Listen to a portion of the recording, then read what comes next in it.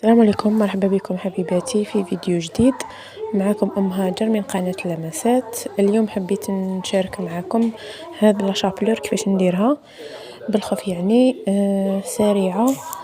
هنايا الخبز بعد ما خليته بون هنا يابس وزدت دخلته للفرن حمرته بيان باش لاشابلور تاعنا ما تجيناش بيضة. نجيب نكسرو شوية في بلا ولا ونرحيه. هنايا نقلع له كاع هذا اللب هذا، خاطش هذا ما زعما يعطي الكولر بيضاء.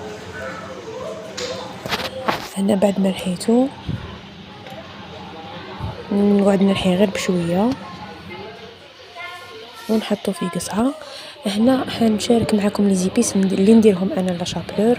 ندير شويه زنجبيل، تابل الدجاج، قزبر، ندير شويه ثوم بودره، فلفل كحل وبصل بودره وشويه ملح بيان سور. حندير لهم كاع شويه شويه وحنخلط هذه لاشابلور تاعي بيان ونديرها في اون بواط تكون تاع الزجاج. فوالا هيا، ان شاء الله تعجبكم هذه الوصفه. نتلاقاو في فيديو اخر ان شاء الله.